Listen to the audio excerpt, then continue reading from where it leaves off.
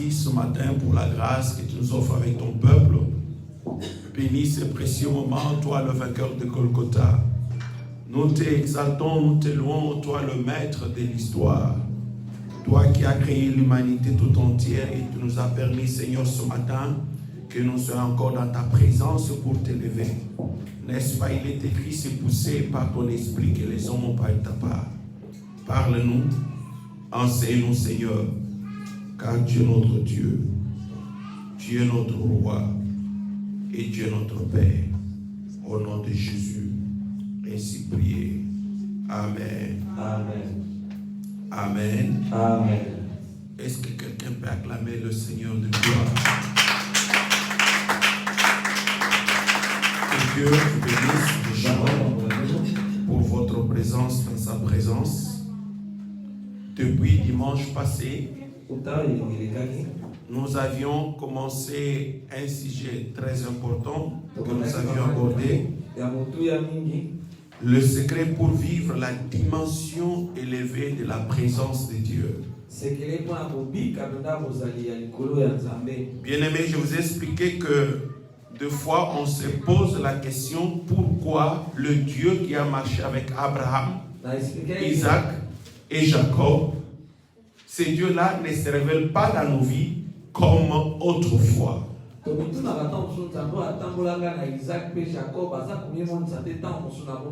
Comment puis-je vivre l'atmosphère de la présence de Dieu dans ma vie d'une manière permanente? Écoutez Dieu. Parlez avec Dieu. Bien-aimé, cette question, nous avions essayé de la résoudre depuis le dimanche passé. Nous continuerons de révéler le secret ou les principes qui peuvent nous permettre de vivre d'une manière permanente dans la présence de Dieu, dans une dimension la plus élevée. J'ai expliqué que le Dieu qui est avec Abraham, Isaac, Jacob, Élie, Jean-Baptiste, les apôtres, il n'a pas changé. Il est le même hier, comme nous dit Paul dans l'épître des Hébreux. Hébreux 13:8 a dit il est le même hier, aujourd'hui et éternellement. Ce que Dieu a fait avec Abraham, il peut aussi le faire avec toi. Ce qu'il a fait avec Isaac, il peut le faire aussi avec toi. Et ce que Dieu a fait avec les apôtres, il pourra encore continuer à le faire avec nous si nous respectons les principes établis par Dieu.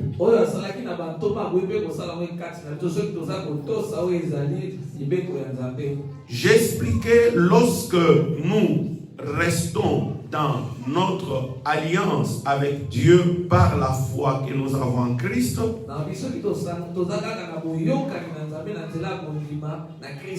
la présence de Dieu devient un privilège pour nous. Et nous sommes unis avec Christ. Christ est en Dieu et Dieu est en Christ. Là, nous faisons une seule personne. Et ce qu'il faut savoir, si nous sommes déjà unis avec Christ, nous devons apprendre à entretenir, à pouvoir développer cette union, cette intimité, afin que Dieu demeure dans notre vie d'une manière permanente. Et je vous ai commencé à révéler le premier secret pour maintenir la dimension élevée de la présence de Dieu, c'est avoir l'amour ou la charité. La Bible nous a dit, bien-aimés dans le Seigneur, nous devons nous aimer les uns les autres. Car l'amour est de Dieu et quiconque aime est né de Dieu. Je vous ai expliqué, connaître Dieu, c'est connaître sa nature. Et la Bible nous révèle Dieu est amour. Alléluia. Donc le véritable Dieu, c'est sa nature. Et la Bible dit celui qui n'aime pas n'a pas connu Dieu, car Dieu est amour. Oui, dans le monde, nous rencontrons, bien aimés, des choses qui veulent nous séparer de cette nature de Dieu. Peut-être l'ingratitude, la manque, la reconnaissance de ce que tu fais. Les gens ne croient pas en toi, mais que cela ne t'éloigne pas de cette vertu qui est l'amour en toi. Nous avions parlé de pouvoir développer l'intimité personnelle avec Dieu dans la vie de prière, dans le secret. Un vrai chrétien, c'est celui qui cherche Dieu dans le secret. Nous avions lu la Bible quand Jésus conseille à ses disciples: entre dans ta chambre et prie le Seigneur. Dieu, on ne le cherche pas souvent en public si tu veux développer cette intimité avec lui. Dans Matthieu 6, nous avons la Bible, mais quand tu pries, entre dans ta chambre, ferme la porte et prie ton Père qui est dans le cieux, dans le lieu secret, et ton Père qui voit dans les secrets te rendra. Je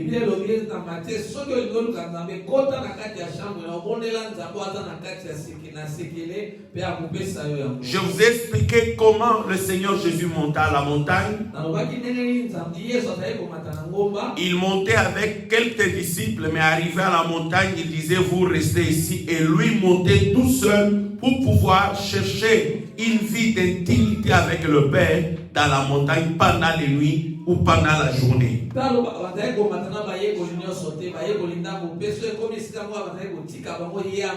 La plupart des patriarches, c'était des hommes qui développaient une vie d'intimité. On regarde un homme comme Abraham. Lorsqu'il devait aller adorer Dieu, il vient avec tous ses serviteurs. Arrivé au bas de la montagne, il dit: restez ici, moi et mon fils, nous monterons pour adorer le Seigneur.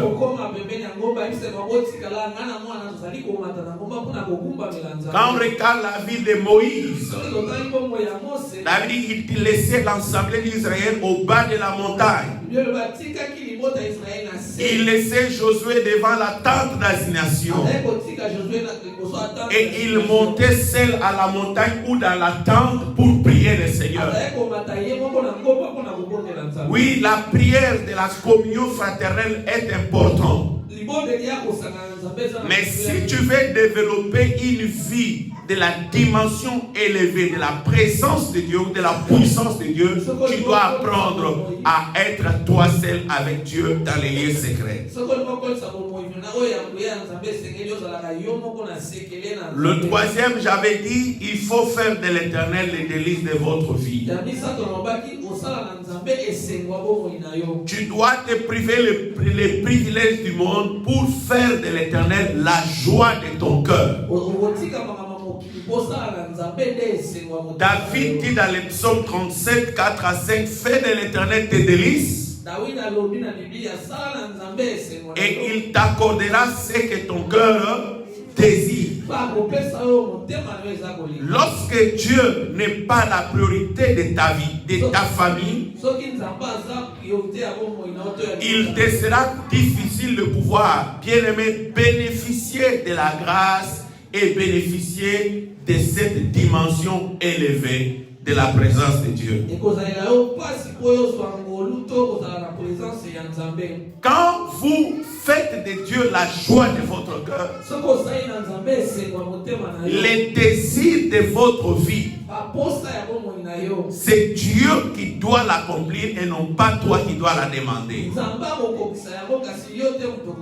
Je me disais, mais comment un homme peut faire de l'Éternel les délices de sa vie? Jésus parle à ses disciples dans ce sens.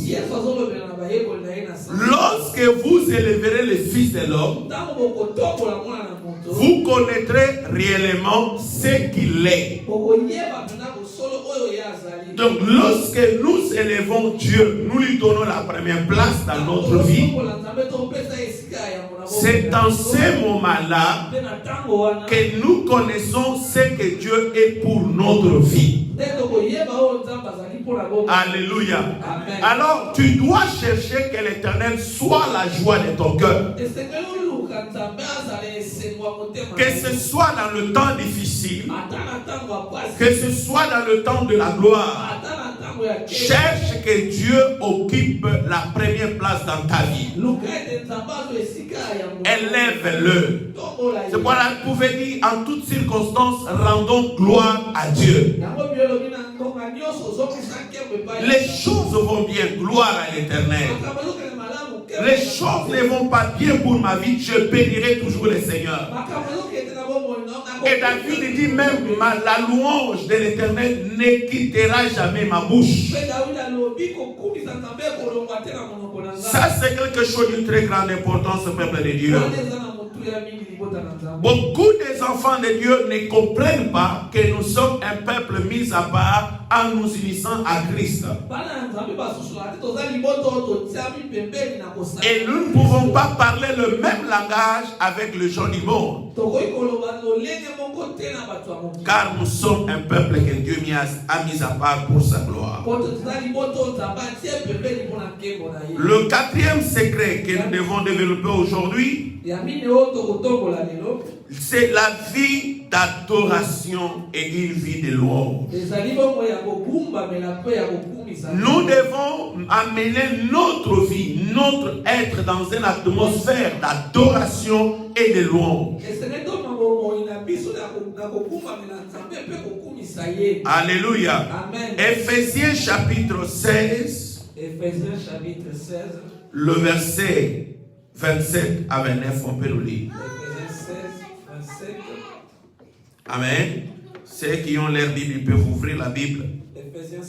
Non, 1 Chronique 16. 1 Chronique 16 plutôt. 27 à 29. Amen. Vous pouvez encore écrire. Psaume 24.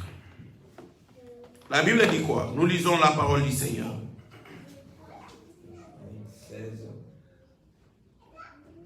16, papa. Oui, 1 Chronique 16, 27 à 28, voire 29. La Bible dit, je suis.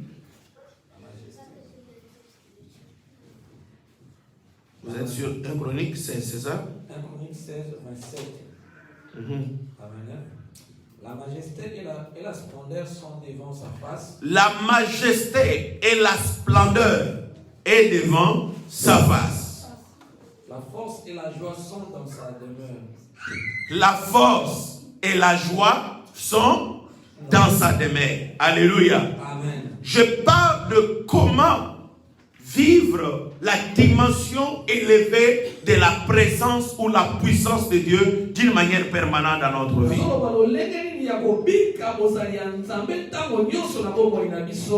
Alléluia. Amen. Ici, la Bible nous dit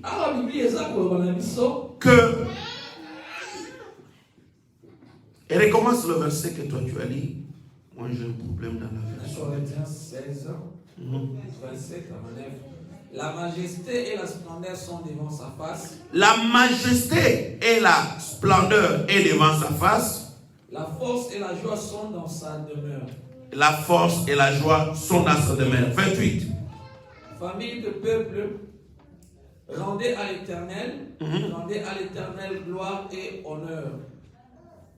Rendez à l'Éternel gloire pour son nom. Apportez des offrandes et venez en sa présence. Prosternez-vous devant l'Éternel avec le saint ornement. Alléluia. Amen. Dans la version Parole de vie, la Bible dit ceci. Son visage brille de lumière et de grandeur. Vous comprenez? Amen. Lorsque nous sommes dans la présence de Dieu, la Bible dit son visage brille de lumière et de la grandeur. Alléluia. Amen. Sa puissance et sa joie remplissent les lieux où il se tient. Alléluia. Amen. Oh, la Bible dit, sa puissance et sa joie remplissent les lieux où il se tient. Peuple de la terre, reconnaissait la gloire et la puissance du Seigneur. Reconnaissez combien son nom est glorieux. Et dans Psaume 21, la Bible dit, pourtant tu es le Saint, tu sièges au milieu de la louange de ton peuple Israël. Et lorsque nous nous approchons de la présence de Dieu, nous verrons la lumière de sa face qui brille vers nous. Et cette lumière est pleine de la grandeur de Dieu. Et là où il est, on l'adore. Sa puissance et sa joie remplissent les lieux où il se tient. C'est pourquoi la Bible peut dire personne ne peut venir dans la présence de Dieu et retourner comme il était venu. Dans le psaume 150, la Bible dit que tous ceux qui respirent louent l'Éternel, louent l'Éternel.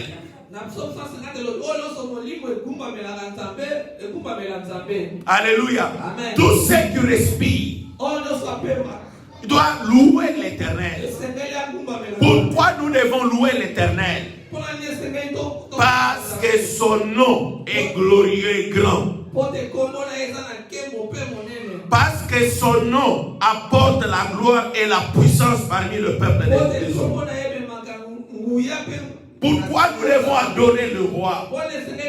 Il est le maître qui siège au-dessus de tout. On l'appelle le roi des rois et le seigneur des seigneurs. Il est celui qui nous a créés. Et il ne nous a pas créés comme des animaux, mais il nous a créés à son image et sa ressemblance. Nous sommes la raison de, nous sommes la raison de cette existence pour l'adorer. La raison pour laquelle nous a créés, c'est pour l'exalter, pour le louer.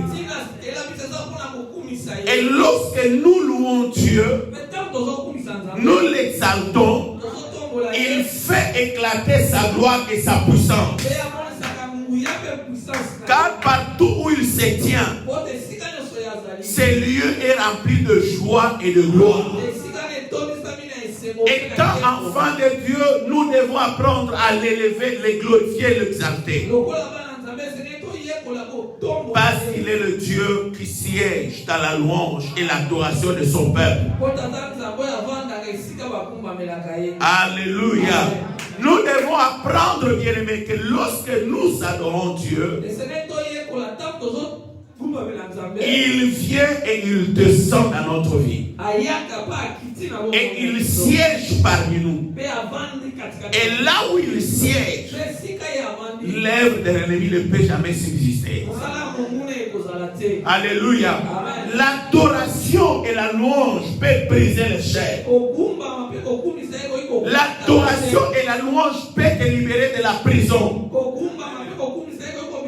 On regarde Paul et Silas qui étaient retenus en prison. Pendant le milieu de la nuit, ils commencent à chanter des louanges à Dieu. Ils adorent le roi de gloire. La Bible déclare c'est au moment où ils priaient, ils louaient et ils chantaient les chants de Dieu que le miracle et les fondements de la prison ont tremblé. Qu'est-ce qui a fait trembler? Ce n'était pas la louange. Ce n'était pas leur prière. Mais c'est la présence de Dieu qui était descendue. Alléluia. Parce que son visage brille de la lumière de la grandeur. Sa puissance et sa joie remplissent les lieux où il se tient. Donc lorsque le peuple a loué Dieu, la majesté et la splendeur devant sa face a éclaté sa force. Et lorsque Dieu est descendu, le miracle ne pouvait plus encore rester parce qu'il n'est pas un Dieu qui siège dans une maison faite avec les mains des hommes. Sa présence était tellement immense. Sa puissance était tellement permanente que rien ne pouvait encore résister, même les portes de la prison. Les portes sont commencées à tomber. Les murs ont commencé à s'écrouler. Parce que là où il y a sa présence, les forces du mal ne résistent jamais. Quand nous allons dans Acte 12, on trouve que le peuple priait, chantait des louanges en faveur de Simon-Pierre qui est en prison. Et lorsque Dieu descend dans la prison, là où était retenu Simon-Pierre, la Bible dit que les chaînes sont tombées de ses mains et les chaînes sont tombées de ses pieds. Parce qu'il y avait une forte lumière qui est entrée dans la prison. Est-ce que peuple de Dieu vous comprenez? Qu'il y a certaines situations dont nous voulons nous libérer, mais qu'en réalité nous n'utilisons pas ou nous n'utilisons pas le vrai moyen spirituel pour pouvoir nous décanter de cela. Or, quand tu es dans le chêne, tu es dans la prison, tu es retenu par le monde du malin, tu as intérêt de louer et d'adorer Dieu.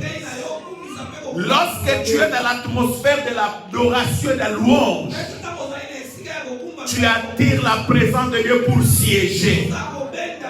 Et lorsque Dieu descendra, sa majesté, sa splendeur, sa puissance demeurera là où tu dois adorer et louer Dieu. Et tu verras que les forces du mal-être qui te lient vont te libérer. C'est pourquoi lorsque Dieu a libéré le peuple d'Israël de l'Égypte, après avoir traversé la mer Rouge, Myriam a pris sa guitare avec toutes les femmes d'Israël. Ils ont commencé à louer le Seigneur. La louange et l'adoration cachent les secrets de la puissance et la gloire de Dieu pour ta délivrance. Deux fois, quand tu as des situations difficiles, commence à chanter des cantiques nouveaux. Commence à élever le nom de notre Dieu, car il mérite la louange et l'honneur. Son nom est puissant et glorieux. Lorsque nous l'adorons, il descend. Il te libère de la maladie. Il te libère de la sorcellerie. Il te libère de la puissance des ténèbres et il impose son autorité. C'est comme ça que nous pouvons vivre, bien aimé, d'une manière permanente, la dimension élevée de la puissance de Dieu. Aime la louange et l'adoration. Ne soyez pas observateur à l'église, mais sois acteur et actrice dans l'adoration et la louange. Et tu verras combien la gloire de Dieu va se manifester dans ta vie. Il est le Dieu qui siège dans la louange et l'adoration. Je lis un peu ce verset, Psaume 22, 4. La Bible dit, David dit, mon Dieu, j'écris les jours et tu ne réponds pas. La nuit et je n'ai point de repos. Pourtant, tu es le saint. Tu sièges au milieu des louanges d'Israël. Alléluia. Amen. En toi s'est confié nos pères. Il s'est confié et tu t'es livré. Alléluia. Amen. David dit, mon Dieu, j'écris le jour et tu ne réponds pas. La nuit et je n'ai point de repos. Pourtant, tu es le saint. Tu sièges au milieu des louanges et de l'adoration d'Israël. Écoute-moi, bien-aimé. David criait, mais il ne louait pas. C'est pourquoi Dieu ne répondait pas. Aujourd'hui, on nous a fait voir que pour avoir des solutions, il faut toujours crier. Il faut toujours prier. Mais ici, la Bible nous montre qu'il faut louer. Il faut adorer. Quand on crie, Deux fois Dieu ne répond pas. Mais quand on loue, Dieu descend. Alléluia. Ça c'est très important. Cinquième clé qui peut t'apporter une puissance permanente de la présence de Dieu, c'est la crainte de Dieu. Alléluia. Quand nous lisons le livre de Proverbes, chapitre 1er, le verset 5 à 7. Verset 5 à 7, Proverbe 1er, 5 à 7. La Bible dit que les sages écoutent et augmentent son savoir, et celui qui est intelligent acquérira l'habileté pour saisir le sens du proverbe ou d'une énigme, des paroles des sages et de leurs sentences. C'est la crainte de l'Éternel est le commencement de la science. Les insensés méprisent la sagesse et l'instruction. Écoute, mon fils, l'instruction de ton père et ne rejette pas l'enseignement de ta mère, car c'est une couronne de grâce pour ta tête et une parure pour ton cou. La crainte de l'Éternel, c'est le commencement de la science. La science, c'est la connaissance des choses. Alléluia. Amen. Alors, la crainte de Dieu, c'est la connaissance et l'obéissance à la parole de Dieu. Partout on parle de la crainte de Dieu. C'est une bonne chose. Mais vous devez savoir qu'un homme qui ne connaît pas la parole de Dieu, il lui est difficile aussi d'obéir à cette parole. C'est pourquoi il est très important que le peuple de Dieu soit enseigné. Lorsque vous connaîtrez la vérité, c'est cette vérité qui vous aidera à vous affranchir. Alors comment nous pouvons connaître la connaissance?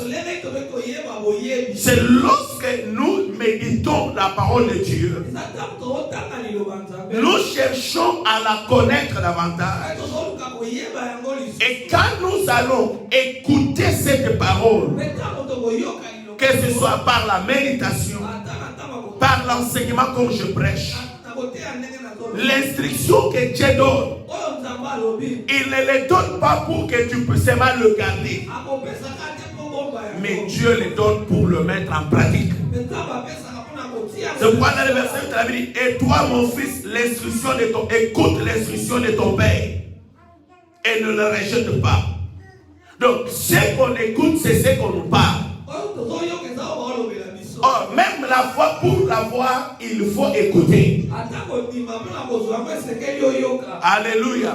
Alors, lorsqu'on parle de la crainte de Dieu, c'est commencer d'abord à se disposer pour écouter la parole et pouvoir aussi la méditer.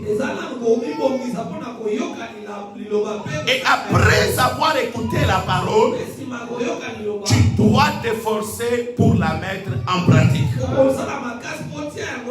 Quand on grandissait dans la parole du Seigneur ou à l'église, chaque fois qu'on prêchait la parole de Dieu, on écrivait dans nos cahiers de nos agendas.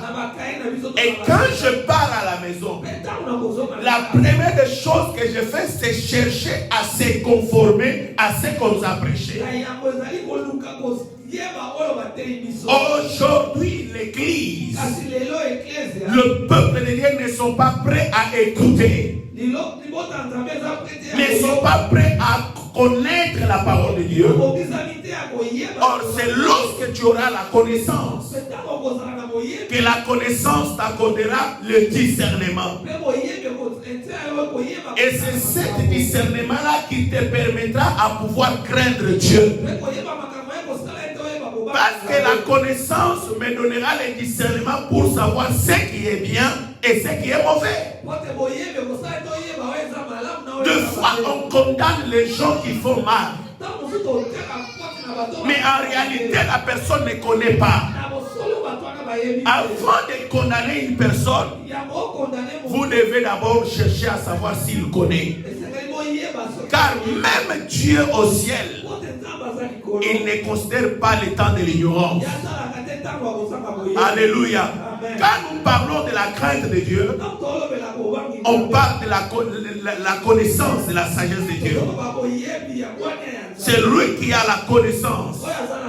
Pour lui, c'est le commencement de la science.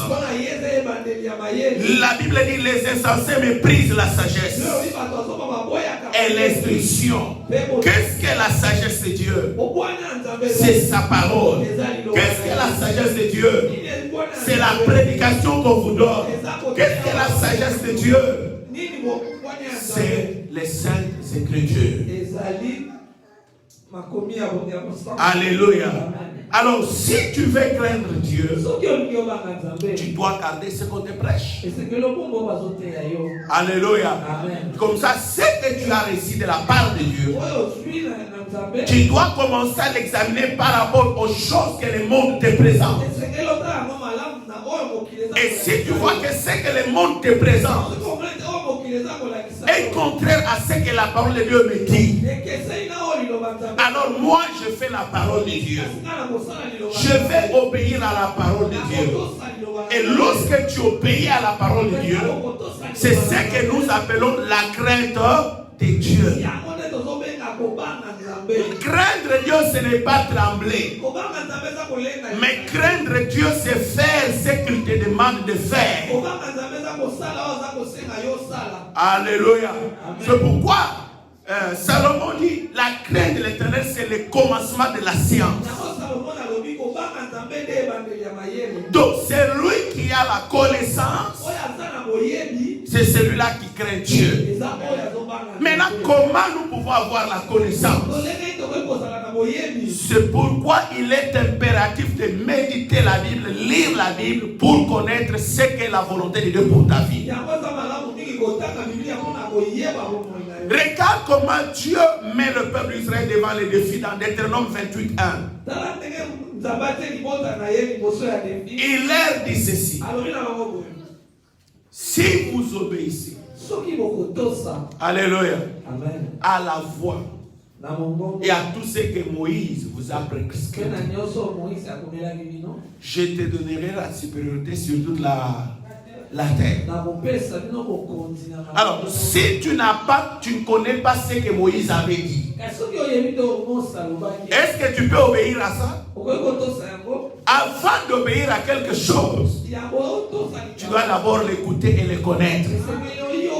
C'est pourquoi dans Josué 1, 7, 8, 9, la Bible dit que ce livre de la loi ne s'éloigne point de ta bouche, mais dites-la jour et nuit. C'est alors que tu réussiras. C'est alors que tu auras du succès. Alors, pour obéir, il faut d'abord avoir le livre de la loi et commencer à connaître la loi. C'est lui qui a la loi, qui connaît la loi. Il n'a pas peur. C'est ce que j'ai toujours dit aux gens. Tu as un enfant avec un Belge. Même si on ne te donne pas le séjour, sache que dans la loi belge, un enfant d'un parent belge donne droit à la maman ou au papa qui n'est pas belge de trouver le séjour. Mais tu dois maintenant connaître quel article de loi dans la constitution belge qui permet à cela.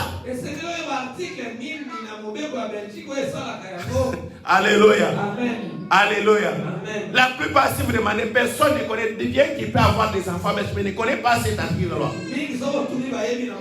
Alléluia. Amen. Mais quand tu dis à quelqu'un l'article 40, si c'est un avocat ou c'est l'État belge, l'Office des étrangers, il ne peut pas contester à cela. Il sait que cette personne a droit par rapport à cette loi. Alléluia. Il aura le séjour par rapport à cette loi. Il peut contourner, apporte le passeport, apporte l'acte de naissance, mais du moins il sait, par rapport à la présence de l'enfant, tu as le séjour. Tous les restes des choses qu'il fait, ce sont que des manigances.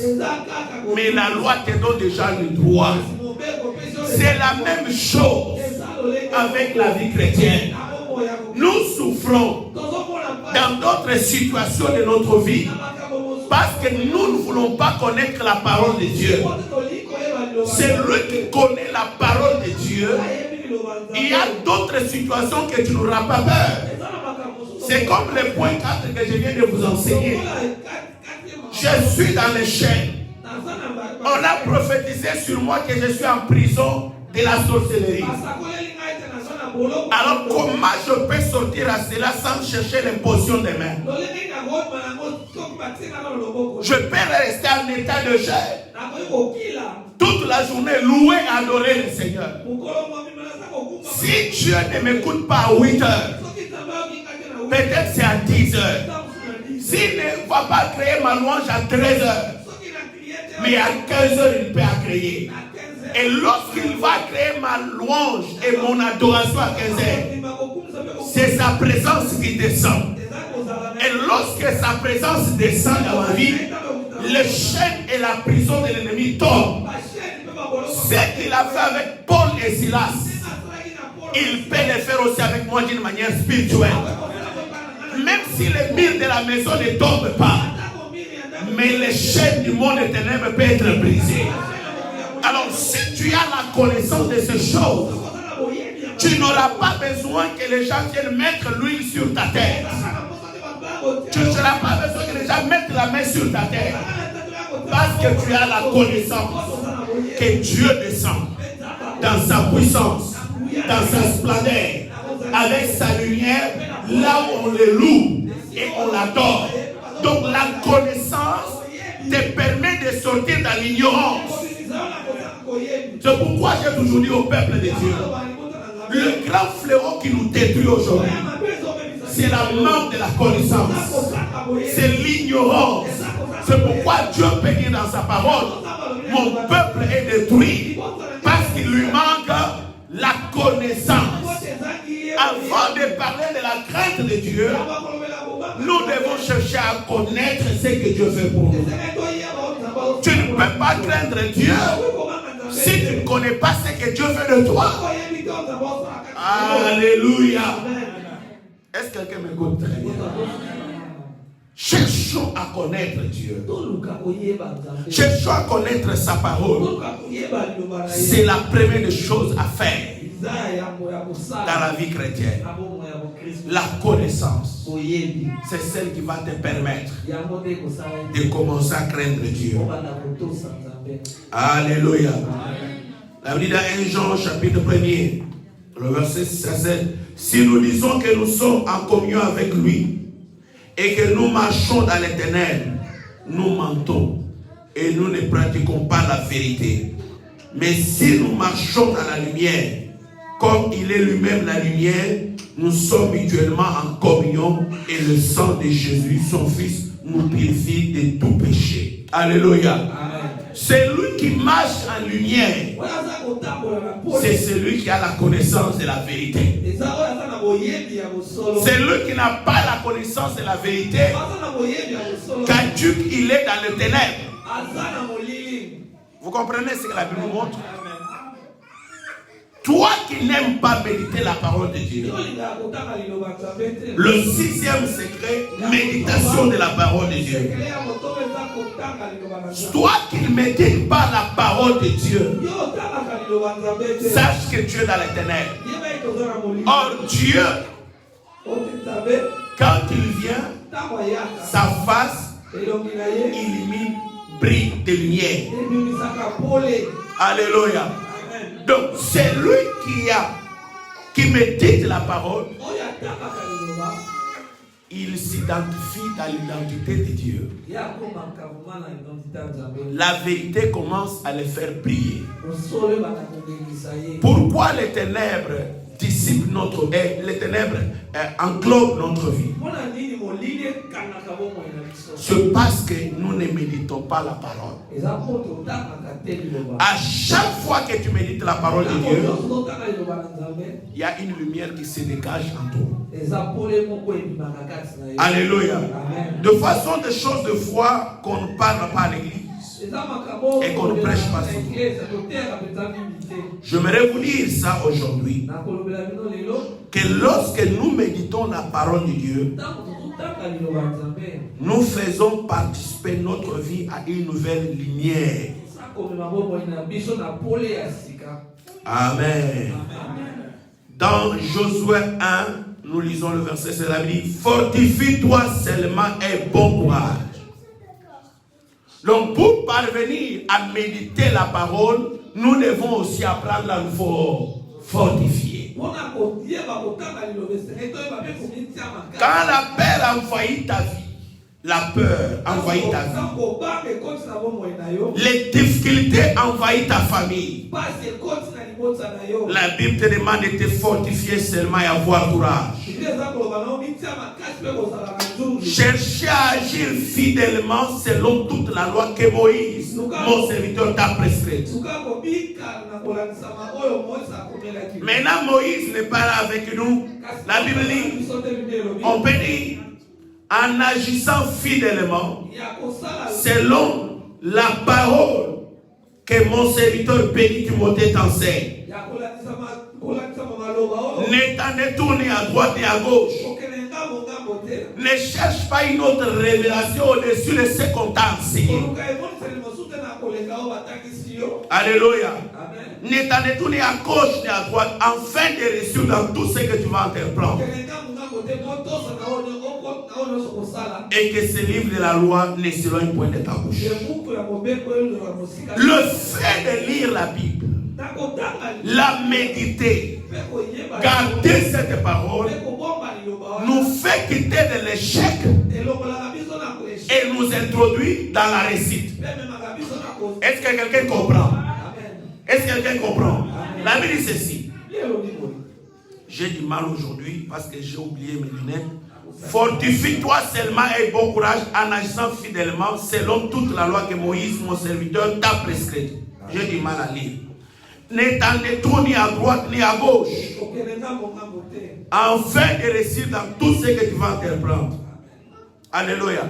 Donc pour réussir dans tout ce que tu dois entreprendre, la condition, c'est méditer la parole et agir fidèlement. Est-ce que quelqu'un comprend ce que je dis? Comment on peut agir fidèlement?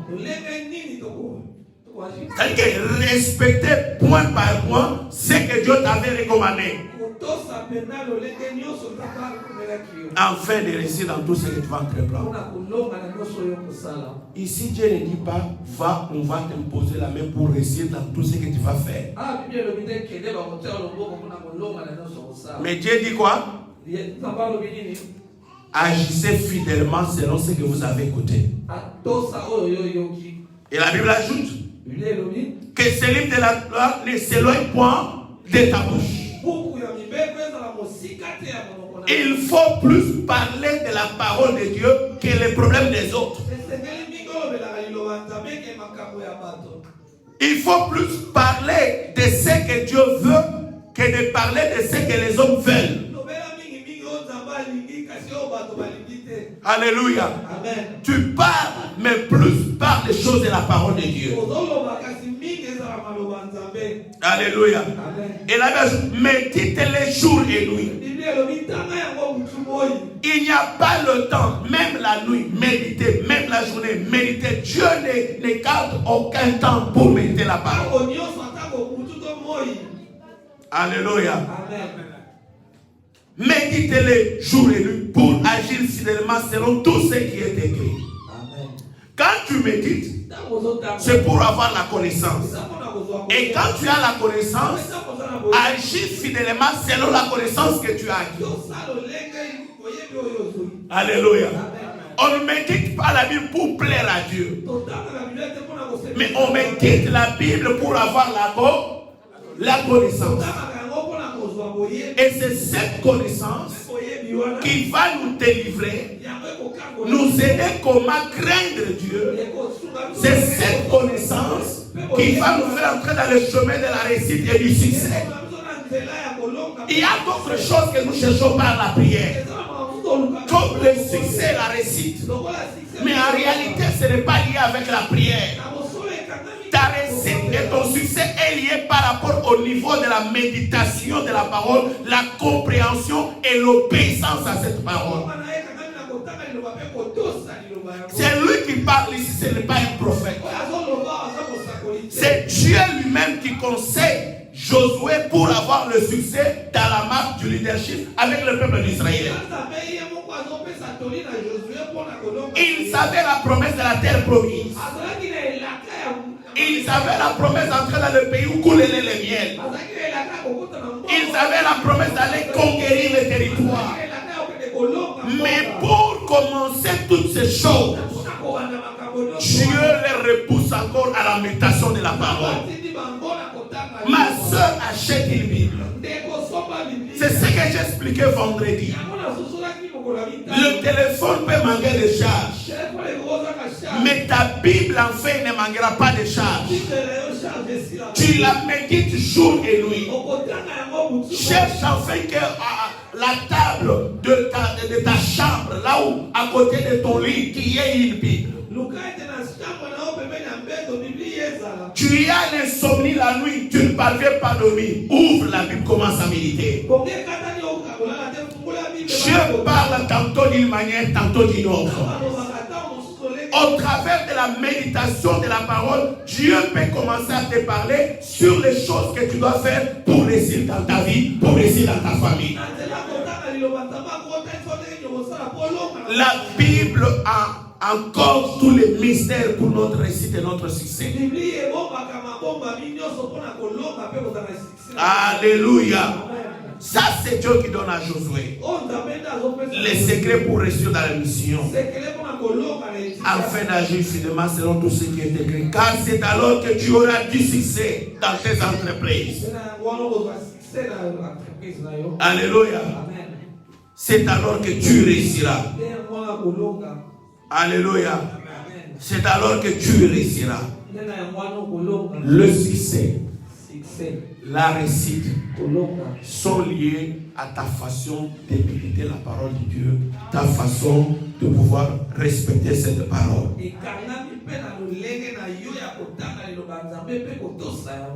Alléluia. Amen. Le 7e secret qui peut te permettre à vivre la dimension élevée de la puissance de la présence de Dieu, c'est la foi. Alléluia. Dis à ton voisin la foi.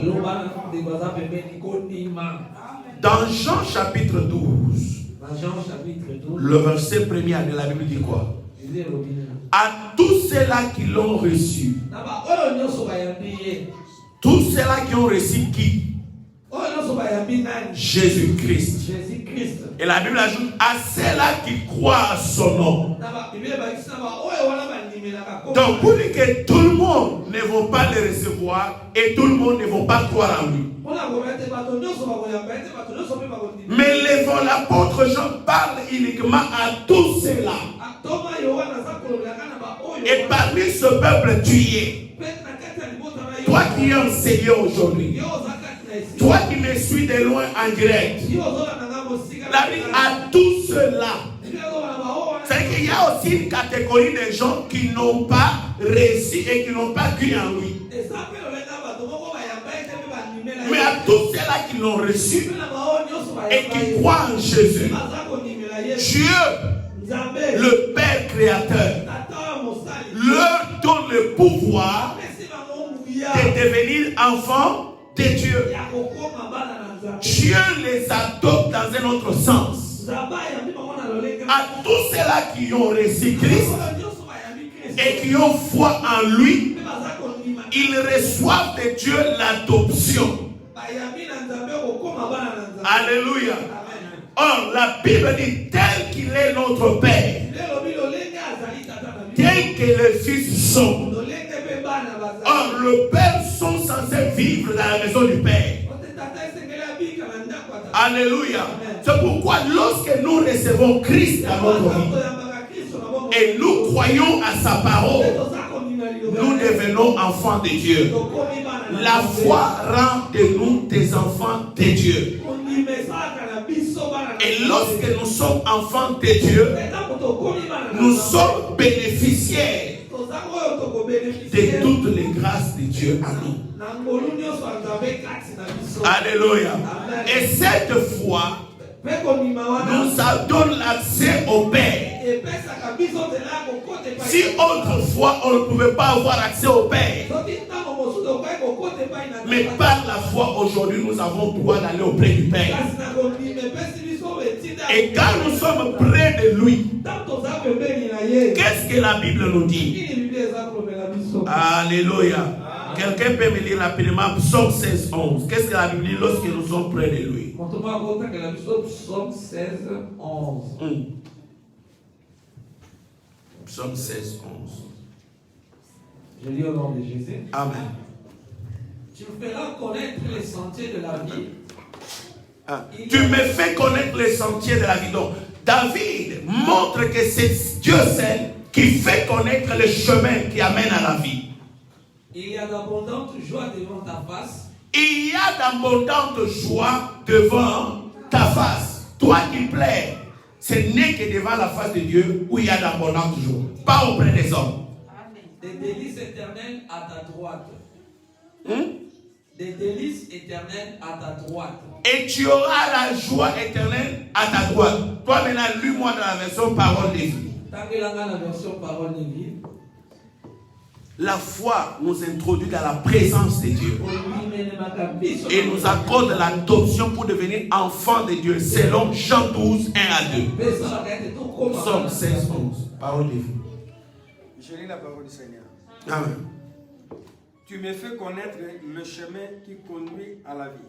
Écoute, il dit, tu me fais connaître. David dit, ce n'est pas un homme, c'est Dieu lui-même qui le fait connaître les chemins qui amènent à la vie. Et les chemins qui amènent à la vie, on peut les connaître au travers de la parole de Dieu. Tel que nous écoutons cette parole nous mène dans le chemin de la vie. Quand tu es là, la joie déborde. Vous comprenez? Dans ta présence, quand toi tu es là présent avec nous, la joie fait quoi? C'est un verset que j'ai déjà beaucoup prêché pendant un mois ici.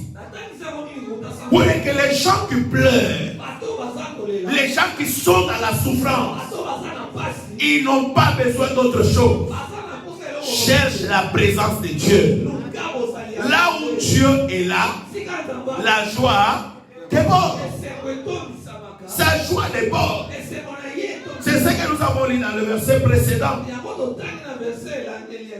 Sa présence, sa majesté, sa gloire. Là où il s'étend, la joie reste débordante.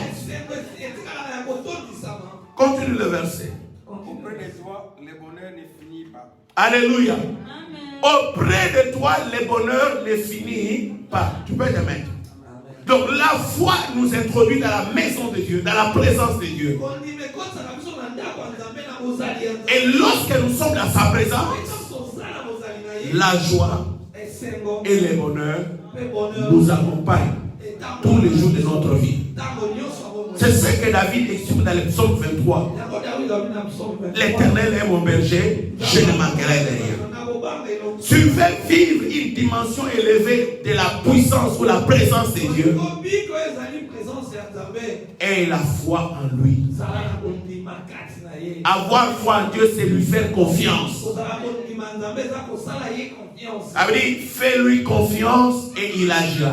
Recommande ton sort à l'Éternel et fais-lui confiance, il fera quoi?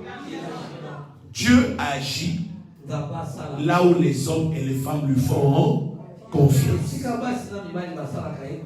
Or, faire confiance à Dieu, c'est avoir foi en lui. Alléluia. C'est pourquoi tu as vu quand Jésus est venu devant Lazare. Ses sœurs m'ont manifesté clairement qu'il est mort il y a déjà 4 jours. Il est pire déjà. Il sent. Alléluia. Amen. Tout le monde montrait l'impossibilité de ressusciter Lazare. Mais les cas de quand le Seigneur prie, le Seigneur Jésus prie. Il dit, Père, je sais que tu m'exauces toujours. Alors je prie pour ce peuple, ces incrédules, ces gens qui n'ont pas foi en toi. Mais moi je te fais confiance parce que tu m'exauces toujours. Quand il a dit au Père que moi je te fais confiance, tu m'as toujours exaucé. Mais si je prie, c'est à cause d'eux. Il crie, Lazare, sort à l'instant même. Lazare a fait quoi? Dieu a fait quoi? Il a agi.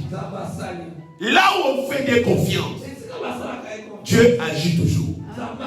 Ma soeur, mon frère, je te conseille aujourd'hui, après à faire confiance à Dieu. En faisant confiance à Dieu, Dieu descendra et il marchera avec toi. Et dans tous les problèmes de ta vie, Dieu agira. Faire confiance à Dieu n'est pas donné à tout le monde. Mais faire confiance à Dieu est donné à ceux-là qui ont la connaissance de la parole de Dieu et qui ont reçu Christ dans leur vie. N'oublie pas le verset d'Hébreux 13 ou 8. Dans le premier Joseph dit, Dieu est le même hier, aujourd'hui et éternellement. Donc ce que Dieu a fait hier avec les autres, il peut le faire aujourd'hui avec toi. Et demain il peut le faire aussi avec tes enfants. S'il ne le fait pas aujourd'hui, continue à lui faire confiance. Il pourra le faire demain. Il ne change jamais. Je dis qu'il ne change jamais. Fais-lui confiance dans tes problèmes. Fais-lui confiance dans tes situations.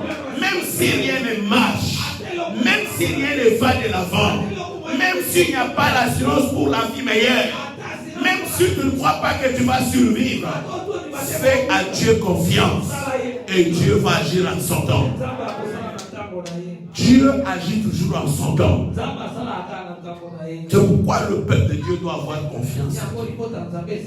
Par manque de connaissances, les chrétiens sont prêts à aller aujourd'hui. Il est au nord, demain il est au sud, le lendemain il est à midi. Pourquoi? Parce qu'il n'a pas la vraie connaissance. Comment Dieu opère, comment Dieu travaille, comment Dieu peut être d'une manière permanente dans ma vie, agir dans ma vie.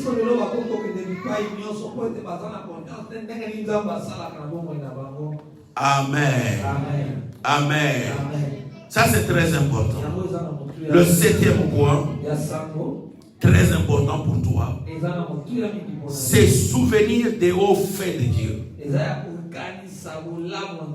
Toute personne qui connaît Dieu et qui connaît le merveille que Dieu a accompli dans sa vie ou dans la vie des autres,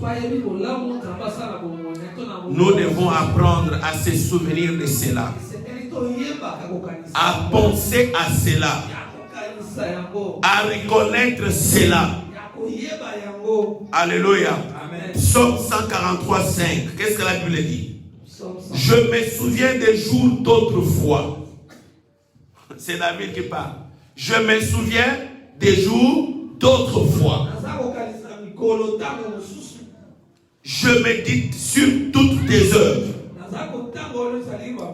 J'ai réfléchi sur l'ouvrage de demain. Alléluia. Quand vous allez dans le psaume 137, David dit, quand j'étais une masse informe et vive dans le ventre de ma mère, tu me connaissais et tu avais déjà tout inscrit sur ton livre avant qu'aucun d'eux existât. Tu sais combien d'enfants qui ont été avortés le jour de ta naissance. Tu sais combien d'enfants sont morts le jour où toi tu étais né. Alléluia. Alléluia. Si tu peux au moins te souvenir de cela, de ce que Dieu t'a fait et t'a donné aujourd'hui. Ma soeur, mon frère, tu te souviendras toute ta vie de Dieu. Le regard de là où tu es venu et de là où tu es maintenant. Souviens-toi de l'humiliation que tu as connue. Souviens-toi des rejets que tu as connus. Souviens-toi des injures que tu as connues. Qui pouvait connaître de toi? Qui s'est drogué déjà?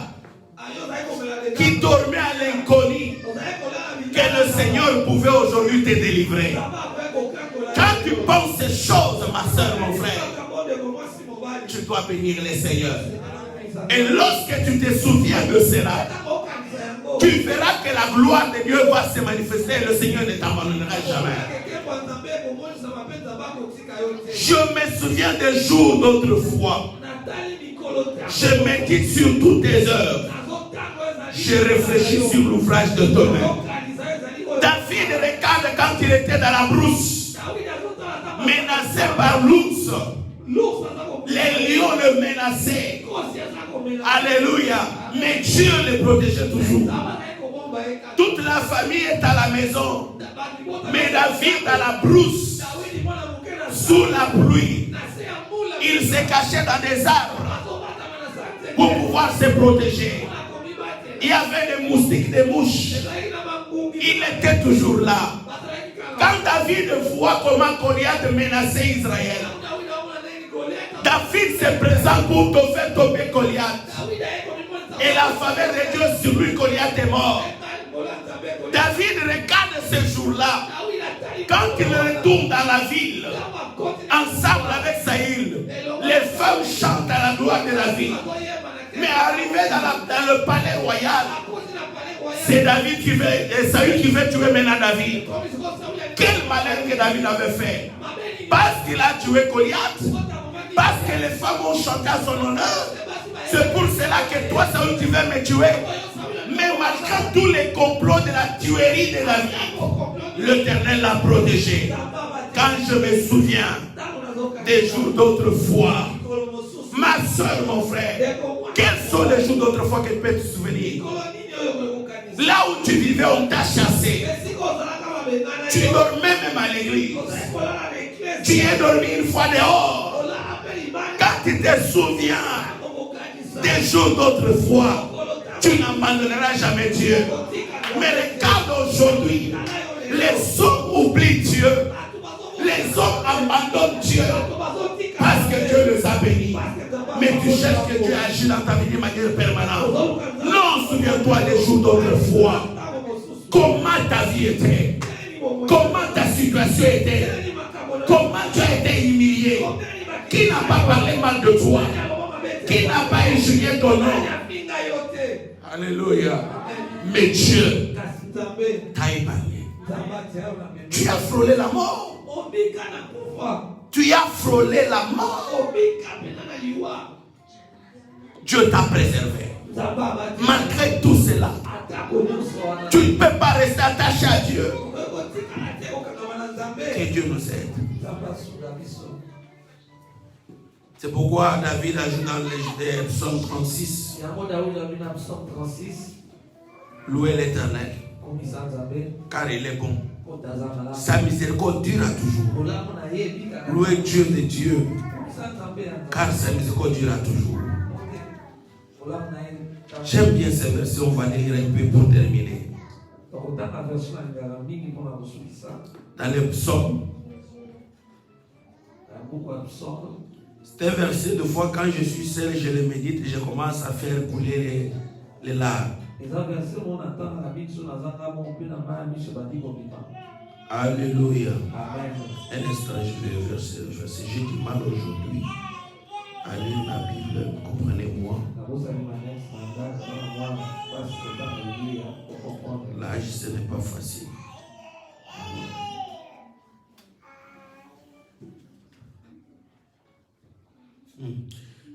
Psaume 139. Psaume 139. Nous allons lire au verset 15. Non, 14. 14. J'ai l'eau de ce que je suis une créature si merveilleuse. Attends.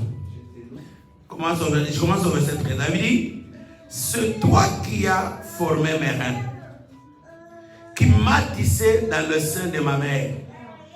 Je te loue de ce que je suis une créature si merveilleuse. Tes œuvres sont admirables. Et mon âme les reconnaît bien. Est-ce que ton âme reconnaît bien les œuvres que Dieu a accomplies en toi? Alléluia. David dit, et mon âme le reconnaît bien. Je te loue de ce que je suis une créature si merveilleuse. Tes œuvres sont admirables. Et mon âme le reconnaît bien. Mon corps n'était point caché devant toi. Lorsque j'étais fait dans un lieu secret, tu sais dans les profondeurs de la terre. Quand je n'étais qu'une masse informe, tes yeux me voyaient. Et sur ton livre était tout inscrit, les jours qui m'étaient destinés avant qu'aucun d'eux existât. Que tes pensées, ô Dieu, me semblent impénétrables, que le nombre en est grand. Si je les compte, elles sont plus nombreuses que les grains des sables. Je m'éveille et je suis encore avec toi. Alléluia. David dit, à cause des œuvres que Dieu a fait. Un homme qui vit dans une telle reconnaissance à Dieu, dans de tels souvenirs avec Dieu, Dieu ne l'abandonnera jamais. Que Dieu vous bénisse. Ferme tes yeux. Ferme tes yeux. Tu as écouté la parole de Dieu. Dieu t'a parlé d'une manière ou d'une autre. Aujourd'hui, je ne voulais pas être plus dans la profondeur, je voulais être plus superficiel pour vous permettre à comprendre des petites choses qui peuvent attirer la présence, une dimension élevée de la présence de Dieu dans notre vie d'une manière permanente. Parce que des fois, on voit comme si pour que tu crois que Dieu a fait dans ta vie, qu'il te donne un immeuble en Europe, qui te donne tout l'argent de la banque, mais tu oublies que la vie que tu as, le parcours que tu as déjà traversé, est plus que ce que tu désires aujourd'hui. Alléluia. Amen. Tu sais, il y a même des hommes et des femmes qu'on a déclarés des sorciers, des sorcières. Mais en soi, ils ne sont pas sorciers ou sorcières. C'est parce qu'il manquait une place à dormir. Il manquait de quoi manger. Il manquait de quoi se vêtir. On l'a taxé de sorcier pour que tout le monde les haïsse. Mais Dieu ne l'a pas abandonné.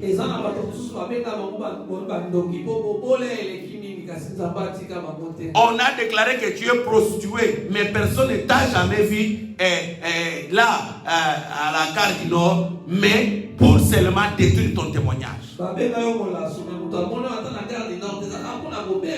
Élève ta voix, dis Seigneur, je reconnais que tu es merveilleux pour moi. Dis-lui, si ce que je suis, c'est ta grâce. Ce que je vis, c'est ton amour. Prie là où tu es, mon frère, ma soeur. Laisse la bonté de Dieu se révéler en toi d'une manière permanente. Laisse la grâce de Dieu se révéler pour ta vie. Oh, nous reconnaissons en toi notre vie. Nous reconnaissons en toi notre source d'existence. Nous reconnaissons en toi notre force. Nous reconnaissons en toi notre victoire. Dans le nom de Jésus. Niye mwamba ni salema. Niye mwamba ni salema. Niye mwamba ni salama. Niye mwamba ni salama. Oh, niye mwamba ni salama. Niye mwamba ni salama. Niye mwamba ni salama. Niye mwamba ni salama. Oh, yone zambe na bazambe. Yone zambe na bazambe. Yone zambe na bazambe. Yone zambe na bazambe. Oh, yone zambe na bazambe. Yone zambe na bazambe. Yone zambe na bazambe. Yone zambe na bazambe. Oh, na yokai na koroka.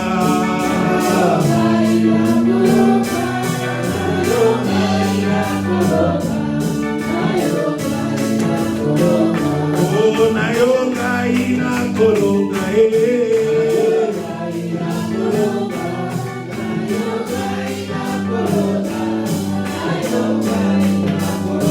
Oh, na yokai na korika.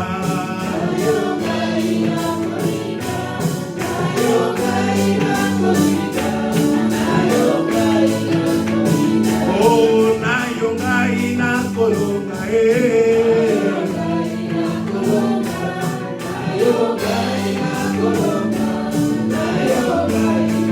Oh, zale zambe. Oh, zale zambe. Elo karanga. Ibangaranga egu. Bazambe goma. Umama yawe goma. Umama yawe goma. Umama yawe goma. Umama yawe goma. Umama yawe goma. Naboko iranga goma. Umama Boko simonene. Umama nayo. Kambabi kamwa. Umama nayo. Ibangana nae. Umama yawe. Gomzambe na lola. Umama nayo. Ibangana taloko. Umama nayo. Gomzambe na lola. Umama nayo. Umama nayo. Rosana minene. Umama nayo. Mabeli malika. Umama nayo. Mopesi boboye. Umama nayo. Ozali zambe. Umama. Ibakara kako. Umama. Umama yawe. Nous allons élever nos mains en haut. Nous allons prier pour le berger Joël. Il est malade depuis qu'il est retourné à Kinshasa. Une semaine depuis qu'il est de retour, il est malade. Prions que le Seigneur fasse un miracle dans sa vie. Qu'il le guérit. Et que cette semaine, qu'on le voit parmi nous par miracle. Élève ta voix, prie pour berger Joël Bétou. Au nom de Jésus-Christ, le Dieu de la guérison divine, Jéhovah Rapha, souviens-toi de tes serviteurs. La déclare, vous servirez l'Éternel, l'Éternel vous guérira. Il éloignera la maladie du milieu de toi. Guéris ton serviteur à accorde-lui la vie et la bonne santé. Que le sang de Jésus les couvre et accorde la sécurité totale. Au nom puissant de Jésus. Manifeste-toi le maître de mon salut. Manifeste-toi le roi de gloire. Manifeste-toi le Dieu de la Bible. Opère les miracles maintenant en sa faveur. Au nom de Jésus. Ainsi béni et prié. Que le ciel s'ouvre.